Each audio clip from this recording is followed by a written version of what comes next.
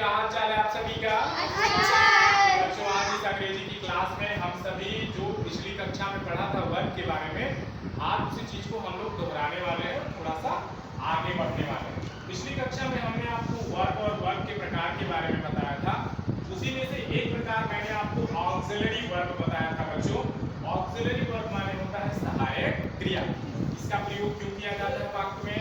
वाक्य के टेंस और वाक्य के भाव को पूर्ण करने के लिए हम ऑक्सिलरी वर्ब का प्रयोग करते हैं। ऑक्सिलरी वर्ब बच्चों दो प्रकार की होती है, प्राइमरी ऑक्सिलरी वर्ब और modal auxiliary verb. Modal auxiliary verb विशेष तरह के सेंटेंसेस में होते हैं, लेकिन प्राइमरी ऑक्सिलरी वर्ब जो होता है ये बेसिकली टेंस को दिखाने के लिए होता है, या फिर वाक्य को जब हमें पैसिव वॉइस में बदलना होता है तब हम इसका प्रयोग करते हैं। और ये जो वाक्य है ये मॉडल ऑक्सिलरी है। मॉडल ऑक्सिलरी वर्ब विशेष कंडीशंस में यूज होते हैं, मैं आपको बताऊंगा। ढेर सारे मॉडल ऑक्सिलरी हैं। पहले हम प्राइमरी ऑक्सिलरी पे थोड़ा सा फोकस कर लेते हैं बच्चों। प्राइमरी ऑक्सिलरी वर्ब में तीन तरह की क्रियाएं आती हैं, verb to be, verb to do और वर्ब टू हैव। हमें आज केवल एक पे डिस्कस करना है और वो है हमारा वर्ब टू बी। बी माने होता है बच्चों होना। बी माने क्या होता है बच्चों?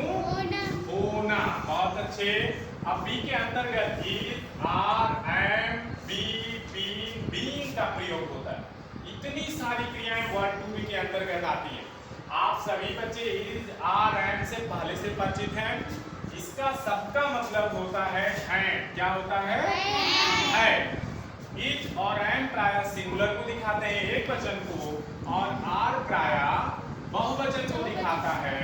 जहां इज माने होता है, वहीं आर माने होता है, और एम माने प्रायः हूं होता है, जो हमेशा आई के साथ प्रयोग होता है। बच्चों इज का प्रयोग हम प्रायः एक वचन कर्ता के साथ करते हैं, आर का प्रयोग हम प्रायः बहुवचन कर्ता के साथ करते हैं, और एम का प्रयोग हम प्रायः का प्रयोग प्रायः आई के साथ करते हैं। अब कहाँ ये तीनों यूज होते हैं बच्चों? तो आप देखेंगे सिंपल प्रेजेंट टेंस में यूज होता है, प्रेजेंट कंटीन्यूअस में यूज होता है, प्रेजेंट इंडेफिनिट टेंस में यूज होता है, और टेंस जो इंडेफिनिट में है अगर उसका हमें पैसिव वॉइस बनाना हुआ तो वहां पर भी हम इस आर का प्रयोग क्रिया के थर्ड फॉर्म के पहले करते हैं। बच्चों वॉइस दो प्रकार के होते हैं, एक्टिव वॉइस और पैसिव वॉइस। वॉइस माने वाच्य होता है। वाच्य हमें ये बताता है कि कोई वाक्य कर्ता प्रधान है या कि कर्म प्रधान है। आपको मैं अपने अगली कक्षा में बताऊंगा। अभी हम केवल इंट्रोडक्शन पे चल रहे हैं, केवल परिचय चलान के क्रम में है, तो हम केवल अभी हल्का सा ओवरव्यू इसका जान लेते हैं। अब आगे अगर हम देखें बच्चों तो बी का प्रयोग, बी का अर्थ होता है होना। बी का प्रयोग प्रायः क्रिया को जब थर्ड फॉर्म में बदलना हो या पैसिव फॉर्म में बदलना हो तो हम बी का प्रयोग करते हैं।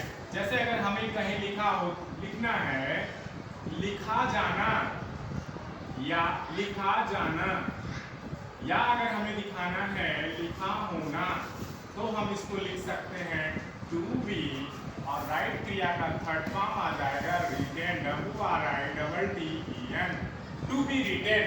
टू बी रिटेन इसका मतलब हो गया लिखा जाना या लिखा होना। तो क्रिया का थर्ड फॉर्म जब पैसिव फॉर्म में लिखना हो तो वहां हम प्रायः बी का प्रयोग उसके पहले करते हैं, यानी यूपेरेटिव क्रिया को जब पैसिव में बदलना हो तो हम बी का प्रयोग करते हैं। या हम फ्यूचर टेंस के कंटीन्यूअस फॉर्म में भी हम बी का प्रयोग करते हैं। इस बात का ध्यान रखिएगा बच्चों। अगला आता है बीन। बीन माने होता है होना, कहीं पे रहना, या फिर बीन का प्रयोग हमें परफेक्ट टेंस के पैसिव वॉइस में देखने को मिलता है, या परफेक्ट टेंस के कंटीन्यूअस फॉर्म में यानी इम्परफेक्ट फॉर्म में भी हमको देखने को मिलता है। मैं 4 बजे से पढ़ रहा हूँ, मैं 4 बजे से पढ़ रहा हूँ। I had been reading since 4 o'clock.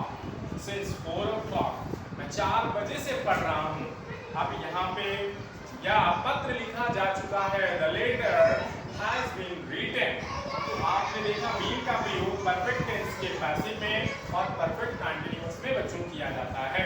आगे हम देखेंगे बीइंग का प्रयोग बच्चों प्रेजेंट कंटीन्यूअस टेंस को जब पैसिव फॉर्म में बदलना हो या किसी कंटीन्यूअस क्रिया को पैसिव फॉर्म में बदलना हो तो वहां पर हम बीइंग का प्रयोग करते हैं। इन सब का प्रयोग बड़ा जटिल है। मैं अपने आने वाले दूसरे वीडियोस में और कक्षाओं में बच्चों बताऊंगा कि इज का प्रयोग, आर का प्रयोग, एंड का प्रयोग, बी का प्रयोग, बीन का प्रयोग, बीइंग का प्रयोग कहाँ कहाँ करते हैं। आज हम केवल ओवरव्यू जान रहे थे वर्ग टू बी क्रिया के बारे में। ये क्रिया बेसिकली प्रेजेंट टेंस में प्रयोग होती है, इज आर एंड के रूप में। प्रेजेंट टेंस के कंटीन्यूअस फॉर्म में यूज होता है, प्रेजेंट टेंस के इंडेफिनिट के पैसिव में यूज होता है, सिंपल प्रेजेंट में यूज होता है। बी का प्रयोग हम थर्ड फॉर्म के रूप में करते हैं जब कहीं थर्ड फॉर्म की क्रिया यूज होती है। साथ ही बीइंग का प्रयोग हम करते हैं कंटीन्यूअस को जब पैसिव में बदलना होता है।